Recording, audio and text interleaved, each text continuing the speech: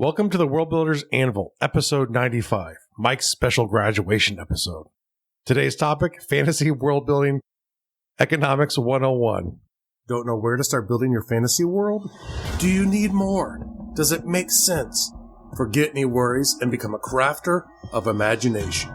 This is the place that will help prime your mind. Now, it's time to heat up the forge, break out the mithril ingots and hammer. Welcome to the World Builders Anvil.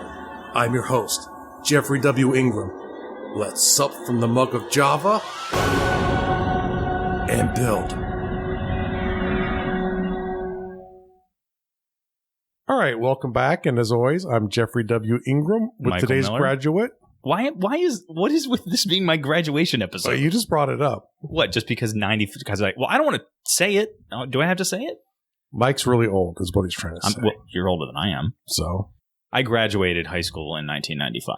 very good. Well, congratulations. I just had my... I want to be the last one to congratulate you on that. You're definitely the last one to graduate. I haven't been congratulated on that in quite a while. I actually just had my 20-year reunion over the summer, and just the other day got together with a good friend of mine. Can I say good friend of mine? I haven't seen him in 20 years, but he was a friend then. It doesn't matter. I mean, the thing is, how were you when you met again? Was it like you picked up kind of where you were, maybe caught up a little bit? Yeah, pretty much. Then it's a friend. Nice guy. I'm very happy for him. He's done very well for himself. So he came over for the board game night. We played Zombicide, which you had come over and played. This was the second one? This was the second one, which I'm very sad you didn't make. It was good. We had a good time. Yeah. One of my other friends, Todd, came over and he proceeded to screw over the group. It was funny though. All right. So yes, episode 95. We're not talking about zombies today. No, we are talking about economics, everyone's favorite subject. But if you do it right, it will add a good level of realism in your world. If you have a political activist streak, you can sort of reach into your favorite school of economics and try and either show the way it could be or the excesses of the evil form of economics you disagree with. Now, someone like me, Jeff, why would I think that is important? Because if I'm going to sit down and write a story, my story is all going to be about wizards and dragons blowing shit up. It might not matter. Because if I'm going to sit down and write a story, it's going to be about wizards and dragons and blowing things up, what have you. Sure. Like I said, it might not matter, except why are they blowing each other up? The thing is, they don't like each other. The study of economics is a lot more than just money. It is. It could be anything. Okay. Do tell. So you get economics is a way of looking at people. And so it's like you think of something like Freakonomics, that entire thing that sort of perked up from a book. You can. I was going to say, be specific. Freakonomics is a book. Freakonomics is a book it's an economist looking at non-traditional economic issues through the lens of an economist. Okay. And essentially trying to find outside of the box solutions. There's also a documentary, I believe, that they made from it as well too. And there have been subsequent books, and essentially any sociological thing that you can think of, you can look at it through the auspice of economics, because a lot of it is how people think. So really, at the core, economics is a study of people's behavior. And at the core, it is about your behavior. When you buy something, you're assessing a value to it. You're saying it is worth the price that you're paying to get the thing that you're buying. It is a judgment call you make. And even when there isn't dollars involved, it still can be looked at through an economic exchange point of view. The idea of theory of value, which is something we'll talk about. I can get behind that. A little bit, but once again, I don't want to get in too depth, and I want to express a huge warning. I'm a huge econ geek, so Mike will have to slap me potentially occasionally during this episode to get me to not go too deep into it, because as he said, ultimately it's something to add flavor to a story. It is seasoning. It gives you understanding of why two countries might go to war. Because of the scarcity of a certain resource that's important. Who controls the salt mines? That's an economic decision that causes a war. Jeff, just supporting his statement of being Yeah, can't even spit the word out. An econ geek? Econ geek? Is that what you call it? That's not what I was going to say. I was going to say like economy geek. You say economics. Economics. I think I was getting stuck on, I was going to go with economic or I don't know, whatever. An economics geek. Like you just mentioned Freakonomics, which is a book. If you just loaned me an economics book, and I actually haven't even touched it yet. It's sitting on my bedside table. Jeff has a lot of economics books. Jeff's married to an accountant, so they talk a lot about economics. Yeah. But if any of the titles that we talk about today interest you, you can certainly go to www.garduel.com/Amazon. It'll take you right to Amazon, and you can get any of these books. But I will try to keep them in check so this episode isn't as boring as you might expect the title to imply. And looking at the outline, you might be fearful it might imply. But I'm going to breeze over some of these subjects. The main thing to understand is the flow of the economy. Okay. And from an evolution standpoint of societies. So you start off essentially when you're in this area of collective gathering, where you and your tribe, you're out hunting and gathering, you're pooling resources together to make sure everyone who's in your tribe can survive and make it to the next month, make it to the next day, possibly, depending on how bad the area is. And that's where most cultures will start off from an economic standpoint. They might food stores.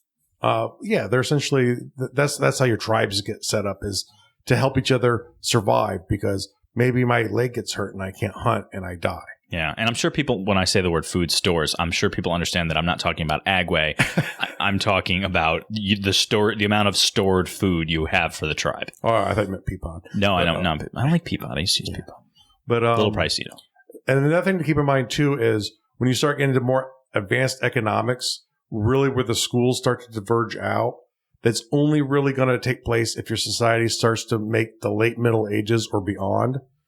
And really you figure modern economics as an idea is really from the 1600s. So before that, it was very simple ideas of what economics were. The modern idea of industrialism and service-based economies, very, very new. So depending on where your culture is, and you can use magic to determine if you want to cheat and get ahead. I was going to ask you if you were going to allow for that. Yeah, no. And one of the things... it's like, not even getting into magic, but but alchemy. I mean, the first thing about alchemy is turning lead into gold. Let's give ourselves a leg up. Guess what doesn't have value? Gold.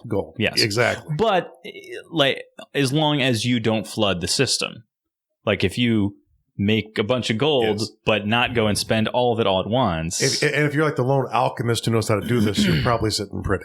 Oh, yeah. If there's a truckload of dudes that know how to... Yeah. Everyone can make gold. What's that? So what? I'm looking for dirt. This is plastic. Ooh, plastic. That's very modern economics there. Well, no, you remember in the labyrinth when she gives him plastic, and it's really valuable to him because no one's ever seen plastic in that world.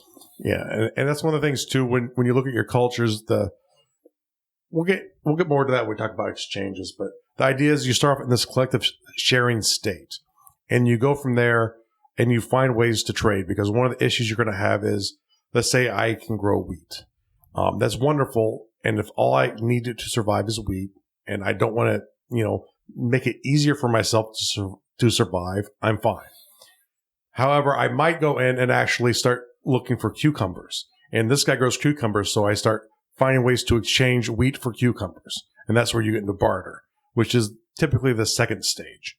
And then the third stage would be money, where we come up with this thing that we determine has a value. And we all agree upon it. The society agrees upon the value. And then you use that to sell off wheat to get gold to then go buy cucumbers. And when you get there, economies can really start to grow.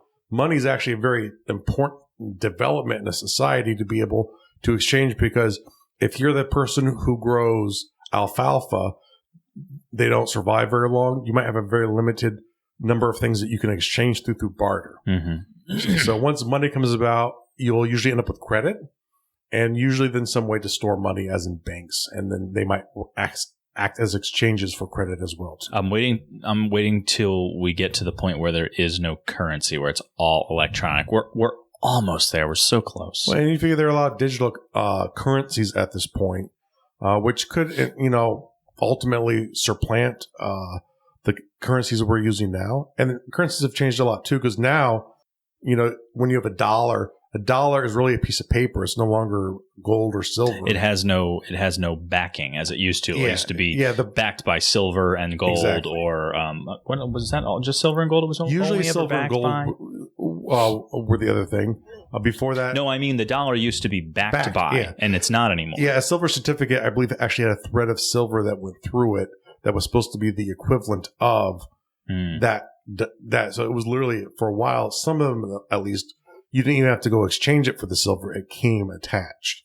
The funny thing is that when just a few years back, when there was a materials, I don't know if it was a materials shortage, or if we were just, or if the economy was booming just so much and people were building so much that metals were through the roof. Yeah. Scrap copper, scrap iron, scrap aluminum, but most specifically copper, because that's the it's used a lot. It's usually the most expensive metal if you're going to bring to a scrapyard, and the penny became significantly more valuable as scrap copper than it was as currency. So what a lot of people were doing, and it's very illegal, so I'm not encouraging this at all, was everyone's got a jar of pennies somewhere in their house. Well, people were going out and buying pennies or just getting pennies or stockpiling pennies, and then they would melt them. Yeah. They'd melt them down in their garage you get them from a certain time period, and it is all copper. Yeah. That's a while ago, though. They're not. I'm trying to think what their copper consists at this point. It's probably mostly nickel. I don't think there is any copper left in a penny. I could be wrong. No, they're certainly copper plated. It's probably dipped. To look, but I don't believe there's actual copper involved in it anymore. Really? I believe they got rid of that about 10 or 15 years ago. I'd have to look that up. But regardless, so there was all these people with all these pennies there, and they would melt them down and then just go down to the scrapyard with this wad of copper. Yeah. And if in copper, like copper wire, being an electrician, I would turn in copper wire. And you have different grades of wire. So if you have a wire that is insulated with multiple insulators, it's one grade. If it is insulated with a singular insulator, that's a second grade. And then if it's just the copper wire, that's called clean and bare. So clean and bare is the most. Like, you get a lot more money for clean and bare. So if you bring a big wad of, like what you would do is strip your wire out. Yeah. So I was supplementing my economic standing. See how I'm working that in there? By stripping wire very much that shows the truth about currencies too. Once you get into a monetary currency, there's always this question of how do we get more of it? That's why we print it, we make it. That's why the Romans used electrum. They would blend metals together to be able to make more coins, and the more coins they can make, the more currencies out there. And you get into this area sometimes where that can cause issues, because that's what inflation is by its nature. There's too much money in the supply, which really all it ends up doing when you do that is make the cost of everything go up, because the value of the goods are still the same. And if there's more currency, it just takes more currency to get the same amount of goods. Ask Italy how they paid off their war debt after World War II. All they did was print lira to pay it. And if you go there now, it's like 1,000 lira for... Well, actually, you'd be in trouble, because then they're now part of the Eurozone. Oh, do they have the Euro now? Euro, yeah. Oh, then they're probably in a much better shape now. But for a long time there, the lira wasn't worth anything because they had printed it. That was also a strategy for countries that had a lot of tourism, like Italy as well too, because you could take $100, go trade it in, and multiply that by 1,000, and your mind says, "I have all of this money." And really, the cost of the goods. It's the same, yeah. It's really, you feel like you have more, and you're a little bit more willing to spend it. And in a way, it helps spur tourism economies to have a weird exchange rate. Yeah. Well, that's the same thing they do with any type of microeconomy. Like if you go to Chuck E. Cheese or Dave & Buster's, where the games are all on a credit system, and the credit system doesn't remotely match the old days when you just pop a quarter into a game. Now you got to swipe a card, and it's like 50 credits, whatever that is. You get lost in the sauce. You end up spending more money. Now, I don't think Xbox does this anymore, and maybe they used to. They are now on a straight monetary system. It just drove the dollar. Me nuts. I hated the point system, and a lot of games will do this in their economy. Is Well, you buy so many gems. Well, Clash of Clans is a perfect example. You buy the gems and then for real money, and then so many gems can do so many things within the game. Yada yada yada. Exactly. So. Oh wait, I need a purple gem for that. Not the red gems. I gotta buy 5 green gems to make one purple gem, but those are only $1 a piece, and you get lost. And in the exchange is used as a marketing technique to make more money. Right. So good for them if it works, and they don't lose their customer base. But before we get too far out of it, what we were talking about is inflation and printing money for the purposes of curing debt. So, yes. And whereas that can work, the problem is ultimately it usually hurts the people who live within the society because the money's usually only good there. So it will end up coming back, flooding into their economy. And then the price of all the goods and the services go up. And then you risk this idea of hyperinflation, which is something like what happened to Germany after World War I. Was their currency became so worthless that you could take a wheelbarrow to the store after work because that was your pay, and it would be stacked full of cash to buy the food immediately after work because the price of the food would be a lot more expensive tomorrow. And people would demand wages the same day they work. They would go to the store right after and spend it. And literally it would be a wheelbarrow of money for a loaf of bread. And the irony is too, like currently in the world, Zimbabwe has huge issues with this, and you can actually buy, like, I believe $1 trillion note from Zimbabwe for $20 US. You can become a trillionaire instantly. But unfortunately, you're getting kind of ripped off on the exchange value for that because it's not worth $20 US. Do you think that economy would ever straighten itself out, in which case that would be worth at least more than the $20 you invested that currency originally? Will probably never recover. What will usually happen when an economy collapses and like that would be more like what happened in Yugoslavia when they broke up. They had hyperinflation as well. And people were like, we want paid in marks, which was what Germany used as a currency at the time. They didn't even want their dollars from their employers. They didn't want them. And so the currencies will a lot of times go defunct if people have the option to do that. Zimbabwe, this does not appear to be an option for the people at this point. But what you'll find out too is with all of the digital currencies now, they're becoming very popular in places like Africa where mobile phones are starting to become very prevalent, and they're using digital currencies to exchange for stuff. And then because the tribes don't necessarily believe so much in the nation states the same way the governments do. So they're kind of back and forth anyway, but it's an easy way for people to exchange money, and especially in the more tribal areas. I'd imagine in the more urban areas or the more developed countries is probably not so true. But in some of the poorer places, digital currencies are already starting to supplant the dollars generated by their local governments. All right. We were also going a couple steps back there. We were talking about making gold using magic, and that being that's what got us into hyper inflation when you create too much money. And that came from talking about alchemy. But one of the things that might be affecting your world, depending on the power and presence of magic, is it will probably be used in ways to help make food better, maybe make goods easier, faster. You might have economies develop much more quickly in a world that has magic because we have a lot more food. So there's a lot more excess time for people to start producing the smaller things that you can't get to when you're starving to death. Where it's wonderful to be able to make wonderful paintings inside of cathedrals. If there's not enough food to do that, a country won't do that. And so, early on, you only have very rich countries like maybe Egypt, who builds these great and wondrous pyramids or monuments. But as economies advance, more people will have access to extra food. Extra food will allow people to do things that aren't revolving around that. And you can start developing industry if that's the way the culture is going to go. You can focus on arts, on math, on philosophy. That stuff will start to take off when you have extra stuff. That's how the United States got big and got great. Yeah. Corn. Corn was a huge one.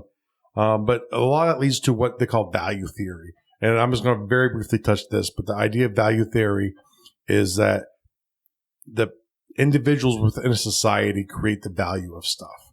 And it doesn't always make sense. Not the masses. You're literally talking an individual or a No. small group of individuals, or you mean the masses? Okay. Now, there are individuals who oftentimes try and interfere on what the prices are to say, course. this should cost that.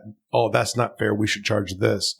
But it's ultimately the people purchasing that are making the choice. So everyone who's involved in that market in a society is saying what the value of that is. And people who aren't involved are also.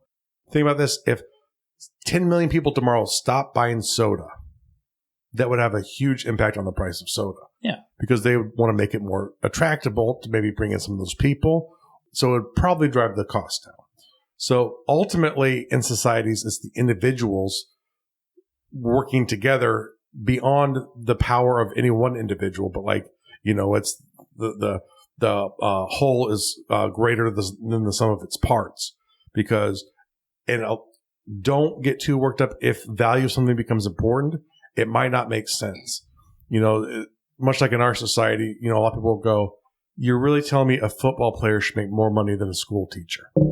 I'm not telling you that, but the simple fact is they do. They do. They make a lot. Our society, and I would imagine most societies in the world, value sports athletes more than they value teachers, which might be wrong. Do they value it? In monetary terms. I will see. I'm gonna just look at the. Well, I'm gonna say that the people don't.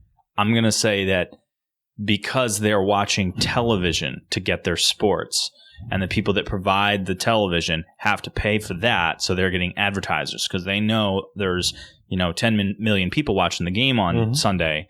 They know that they can put the advertising out. The advertisements will pay for it. So it's that way. So it's not necessarily that the people watching the television value Johnny Football Star more than they value Mrs. Smith down teaching their children. As the collective, they do. Because a lot more money, time, and resources gets put into that than into what teachers make. Mm-hmm. And it might not be right. It's prices and value of goods have nothing to do with morals. It's just what they are. If children's studying was as exciting as a football game, yes, can you imagine if that's the kind of world we lived in? World, yeah. Oh, Bobby's learning number 5. Look at him go on number 5. Oh, he's got long division. Down this kid. 5. Sort of like the goal guy from Brazil, right? Yeah, and it says more about the people. The value might not make sense to you. Don't worry about it. If you want when you say value, are you talking about what people find valuable to themselves or what people find monetarily valuable? Those aren't exclusive.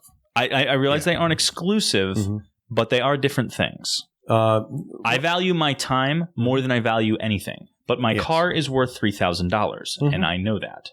Yes, but you need the car to help value your time more, because if you had to walk to work every day, it would take you a lot more time. True. But my time is still more valuable than my car. Sure. But value is not always about money. No, that's kind of my point. You have this idea of objectivism where they would argue that everything is an economic arrangement, even a relationship with a spouse. And they can be. Not meaning that it's a monetary exchange, but it's like I'm saying, so with my wife, Kristen, the value of her affection and our time together is worth so much to me that I do certain things in our relationship to make sure it lasts. And conversely, she has to do the same thing. So there's a contract between us, which is our relationship, and the currency is affection and love.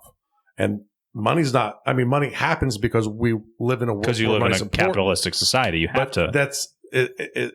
It's not why we are together married. No. Though there are people in this. There might be. But it's the arrangement that they've come up with the other person to be in that voluntary agreement. And as long as it's voluntary, I'm personally fine with it. But the thing is, this is where economics can be really applied to everything, because it's like, when you can start breaking down a relationship and say that is an economic arrangement, even though the currency is not money, it just shows that, the way we're always exchanging stuff.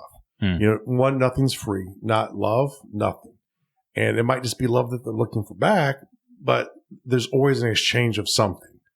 And whether or not that's exactly 100% true, I would never fathom to guess. It's way above my head, but it's something to keep in mind. Now, let's talk a little bit about basic exchanges. There are 3 basic types I know of. Market exchange, which everyone's pretty familiar with in the U.S. It's the idea of there's a marketplace that you can go to and exchange stuff. A store would be a marketplace. A gift exchange. This is interesting. This is what I had not learned about until recently. This idea that, Mike, you're running a tribe, I'm running a tribe. My tribe would be, they'd call me Michael. Yeah, they would. In my tribe. And this tribe who are heathens who call him Michael is short on food. My tribe, the tribe who calls him Mike, the good tribe. I was about to say the poorly educated tribe. It's all perspective. We have excess food. So we give you food and get nothing in return at that point. Or maybe very little. Maybe a thanks. Maybe some tools laying around. It's like an agreement for a return on the investment, like an investment? It's kind of, yeah, that's really a way to think about it, because the thought is later on maybe our tribe is short on food, and the ill-educated heathen Michael tribe, they have excess. I like how you're adding heathen to that too. Not only are they uneducated, they're also heathens. Religious, and it makes I understand. Well, we are tribal, so that's right. You know, there's going to be a religion there somewhere. Yeah, and so what they would do is they would then, the theory would be is I would get that back at the point when I need it. And it doesn't always work out that way, but they'd be like, call him Michael. Call him Michael. You need a cheeseburger? Call him Michael. Because we got tons of cheeseburgers over here. We're just loaded with them. Half of them are going to go bad. We can't even eat them all. But we have no Coke. Okay. A commodity exchange. This is sort of traditionally, the best thing about it is like what you call barter. I have X number of goods. You have X number of goods. We agree to exchange them at the exact same time. Mm-hmm. And that's it. That's a commodity exchange. Okay. So we've kind of talked about barter, money at this point, credit. Credit is this idea that, we have an arrangement where my tribe gives you food for the idea that you will give us money back plus interest, probably, but not always. Interest is not always tied to credit. And for a long time, the Middle Ages was technically illegal, but governments would find that people were less willing to loan it. And that's where the original banks started popping up in Europe, where they were groups of people who did not have the Christian ban of interest, which was actually a religious ban at the time. Interest was banned? Was considered non-Christian. It was the Catholic Church forbade it. And this was back when they... I believe forbade is the word you should... Oh, no, they forbade it. They forbade it. It was that bad. It was that bad. Okay.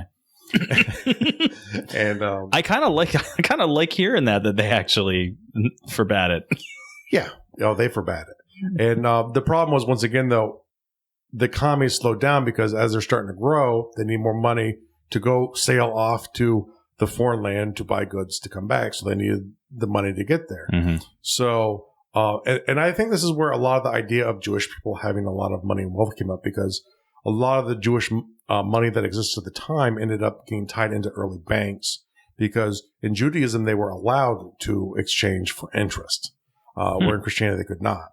And so a lot of the early banks started forming up, and this is like way pre-Medici. So this is like, like 1200, 1300 AD. And from there, you start getting to where like the Medici have banks, and it starts becoming more commonly accepted that you're allowed to exchange for interest. And the banks started rising up. If banks are going to play important, we'll just very quickly go over there are 2 major types of banks, a fractal or a full reserve system. A fractal bank just means you're required to retain a fraction of anything deposited into your bank, and anything above that fraction you're allowed to loan out. So for people who haven't done any reading on it, and I'm sure everybody listening to this gets this, but the bank doesn't care about your money. The reason they like having your money is because they make their money off of your money. That's how they do it. Exactly. And buying other banks. Yeah. They don't care about your money. You do. But that's how they do it. They'll steal every nickel and dime they can with fees and whatever, because that just adds into what they're going to invest in. And that's non-depositor money. So that's free to completely invest, where the depositor money, in the U.S., I don't know what the fraction is, but there's a fraction that the government requires the banks to hold on to. The Federal Reserve. No. The rate, I mean. Like, isn't that what refers to as the rate the bank is required to keep? They set the rates for which interest amounts come from, but they actually will say, if Jeff gives the Bank of Michael $100, Michael has to keep in, and I'm making up a percentage. It's fine, here, like $10. 25%. Okay, so I got to keep $25 of the 100 you gave me. I can loan the rest out or do whatever I want with it. And the idea is, the Bank of Michael will make so much money that if I ever go back for my $100 deposit, you'll be able to pay me that. And sure, maybe it's 25 of your dollars and 25 of other people's dollars to give you your money back. But as long as they maintain what they need to be able to keep lending, the banks can keep lending out or invest the money in other ways as the economy grows. If anyone is familiar with the term a run on the bank, that literally means all the people that have accounts there go there to say, I'd like my money, please. And I'd like to pull all my money out because it's my money. They don't physically have all of your money. And by your, I mean every account that they are working on. So if everybody were to go to the bank and say, let me have my money now, please, that's called a run on the bank, and it can trash the bank. Like that's why most of the banking problems in this country have come about. That's the flaw of the fractal banking system. For a great fictional reference of this, see Mary Poppins. Very good. The end of Mary Poppins, there's a run on the bank. You don't remember that? Everyone's going, I want my money. I want my money. I don't remember that part at all. There you go. A little reference for you. The other idea is what they call a full reserve bank, which means even though they might not have the exact dollars you gave them, they will have a reserve of something to cover the amount of the money. So they always have everybody's quantity? No, but they'll have say big chunks of gold in the basement that are equal to the money. Gotcha. They might use the money to exchange and do the thing, but they have like a gold reserve or a silver reserve or a precious commodities reserve to help cover the money. So at any time, if everyone came to the bank, they could cover everyone getting their money back. It would still destroy the bank, but the people wouldn't lose their deposits. Right. And then you also have this idea of either free market or central banks. And the idea is there aren't a lot of examples of what a free market banking system would look like. There are a couple people might refer to as this was sort of a start to it, but it's the idea there's no central bank like the Federal Reserve that makes the decision of what interest rates are. Banks themselves would make that decision. So if they needed more depositors, they would offer higher interest rates to attract people to come in and give them money, instead of the central bank saying, this is the amount. So that could be like, I'm trying to think like an investment bank or? No. Private group, usually tied to a business. You have to be a member. Oh, a credit union. Credit union, thank you. Okay. So would credit unions fall into that type of banking? No. Credit unions in this country are the difference between they have slightly different rules because they're considered it's all owner equity. Yeah, it's a private financial institution. Yeah, so you don't get interest from a credit union, you get equity. And the equity is based on the amount of your deposit.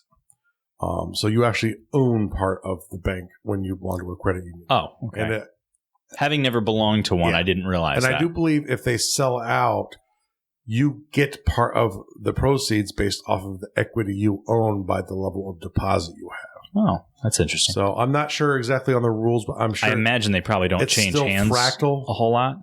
I imagine they probably don't change hands a whole lot.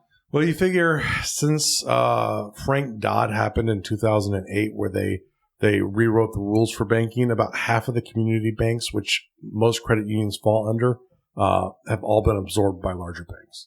So they do exchange hands from time to time. From time to time. It's usually more the small community banks, like a Bank of Rockville around here or something like that. Yep. Those usually change hands a bit more often. But a credit union can just as easily sell. Yeah.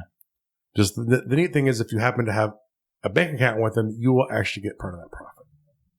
That's cool. I understand correctly, and I'm not a lawyer, and there's no legal or financial advice going on here. But, so that's really the basics, and if you think that banks don't make impacts in fantasy, go watch Game of Thrones again. Yeah. Game of Thrones is great example. And know your avatar. It might not be important. Some stories, it might not be more important than Michael and Jeffrey are exchanging a few gold coins. Yeah. Think about where you want it to be eyeball it. Don't overthink it because economies are messy. There are a bunch of people not working together, making decisions that might or might not make sense.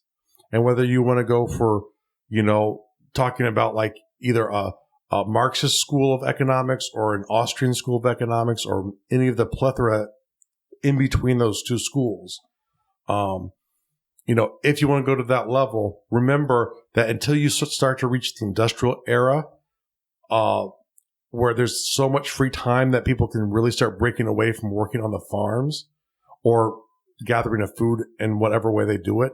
So if they're hunters, they can't do it either because they're hunting. But, the more free time that opens up, the more people who are going to start doing other things to try and get food. And that's when the economies start to grow and become more dynamic. Before that, it's pretty simple. Look at how specific and niche there are occupations in this country now. Mm-hmm. There are people that make money off of like micro institutions. Like, what do? I do marketing for a specific type of website in this niche thing. And it's such a specific thing, but they're making money doing that. Or there's like my favorite one, which I'm not a huge fan of, are my favorite one, which I'm not a huge fan of. Go ahead, continue that statement. Yeah, I know. Huh? There are companies that focus on selling websites to restaurants. And so what they'll do is they go into a restaurant, they'll help get their menus up. And the reason I'm not a fan of those companies are because the websites are usually horrible. A lot of times you go to a restaurant site, I can tell almost instantly it's one of these, made a restaurant industry website company. They have all of the basic elements they need, but they don't work well on mobile. And there are probably good ones out there too. So if you're in, a niche or whichever part of the world you're from. Nishiwa. Which that's Korean. Oh, yeah.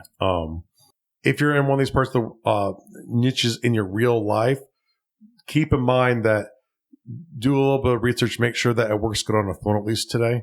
Yeah. Make sure that I can read the menu in a non-PDF form. Yeah, make the text large. Yes.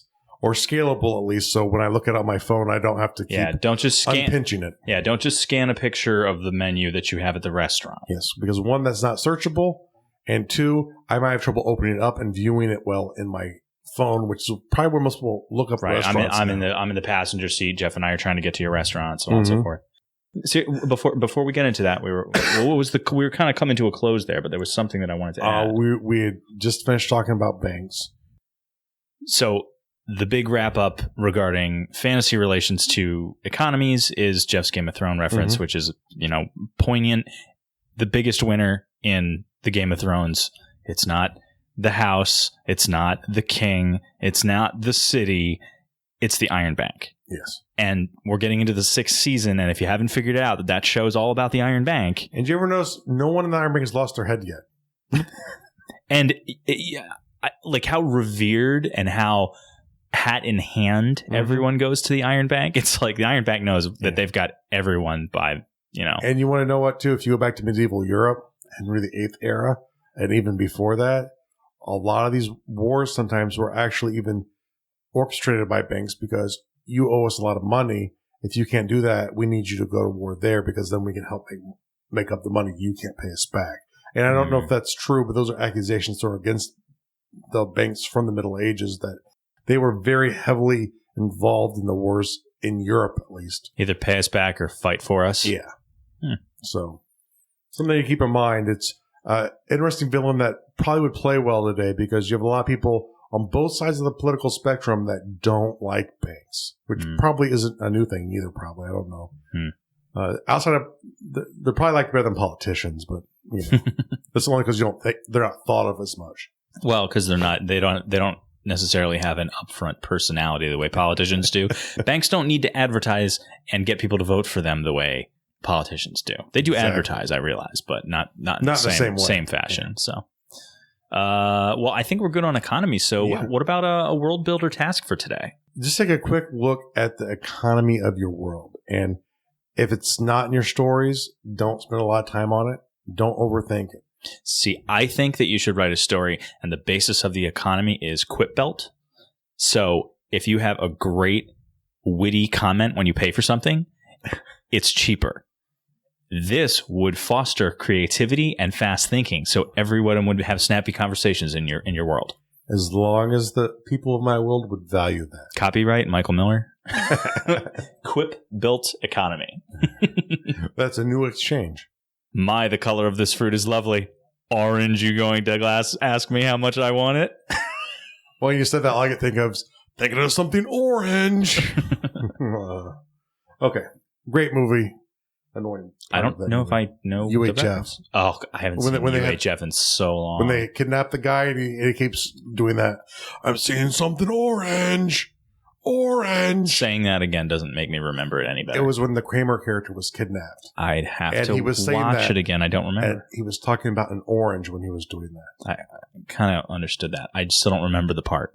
I'm ashamed of you. Rightfully, you should be. It's a movie I should have seen more. I've seen it, but probably not in 20-some-odd years. And I think I've only seen it once, maybe twice. It's not been reruns a lot lately. It's about the only time I see it.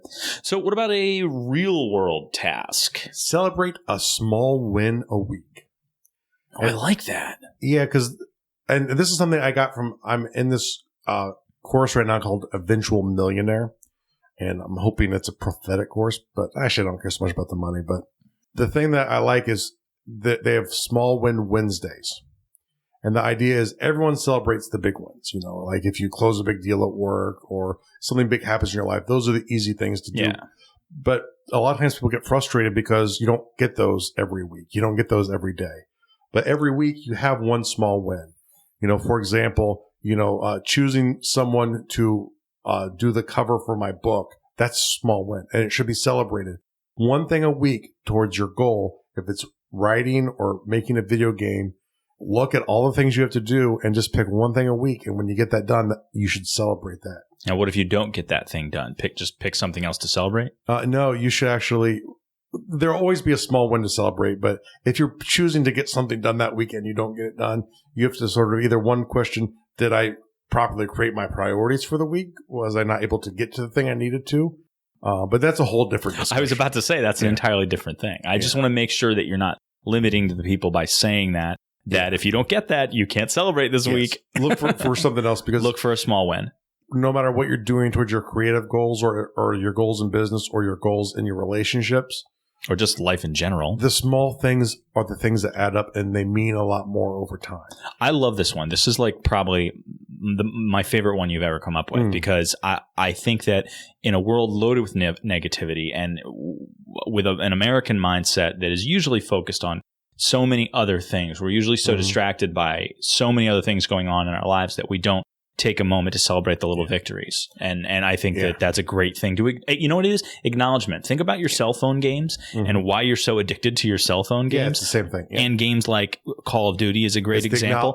It's all the little acknowledgements that you get in that, a small feeling of accomplishment. So just add those into the things that you love, because it's like, oh, I released my novel today. It's now for sale on Amazon. Oh, what a big achievement, which it is. It's huge.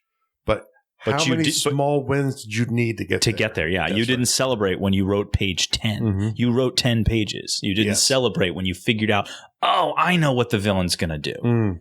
Or, oh, I killed off a character everyone loves. They're going to be so mad. It's victory. The small wins. Yeah, it's the small wins. Or, you know what? This is the first day in 4 days I've been sitting here and writing for an hour where the cat did not pee in the corner because I wasn't paying attention. It's the first time. Wait, no, too late. Wait, never mind. I take it back. I guess there'll have to be another victory. All right. Tease me, Jeff. All right. I would make you read this, but I don't think that's humanly possible for you to read. Shall I try? No. I want to try. Okay, you try. Something not so nice this way comes. Yes. I got Very it. Good. Why did you think I was going to read Michael that? Here in Game Studio of the Week. Oh, Game Studio. No, just in the Game Studio. In the Game Studio. Yeah. Brought to you by the Game Studio. Something not so nice this way comes. Is that why you said earlier when we were talking about it? I was thinking about I wasn't even, because I didn't even read that before. Before the show started, Jeff and I were talking about Something Wicked This Way Comes, which is, was a book? A short story? It was, I believe, a short story. If you haven't seen the movie, surprisingly, I didn't know this because I have seen the movie and it's kind of dark. You would never know. You'd never realize it's a Disney film. Yeah. From late 70s. It is probably my favorite horror movie of all time. There is a scene in it where he's tearing the pages out of the book. Oh, yeah. That is powerful. So, it's got such gravitas, such power. And I'm watching that movie going, wow, how did I miss this movie? The other thing I really like about that movie is it's great horror. There's no gore. None. There is some depth in there, but not a lot. Yeah. But it's just great use of horror elements. It's not environmental. It's all ambiance. It's all the feel and the what they create with all the characters. It's great. Something Wicked This Way Comes is the movie and short story we're referring to. Something Not So Nice This Way Comes is the tease for next week. Are you going to give me anything else to go on than that? We're going to be building a monster. Bum, bum, bum, bum. And as always, make sure to go to gardul.com. That's GARDUL.com for the show notes. They'll be under podcasting, World Builders Anvil. That's a great place to get all of the information from the episode that you just listened to and to see all the resources that we've talked about in this episode. Thanks for joining us this episode of the World Builders Anvil. Please be sure to rate and review us in iTunes, and please help get the word out to your friends about our show. And join me, Jeffrey W. Ingram at Gardul.com, to see the progress of my world and learn why I made the choices I did. And please contact me and let me know the topics you would love to hear in the future. Now strike, while the myth rolls high.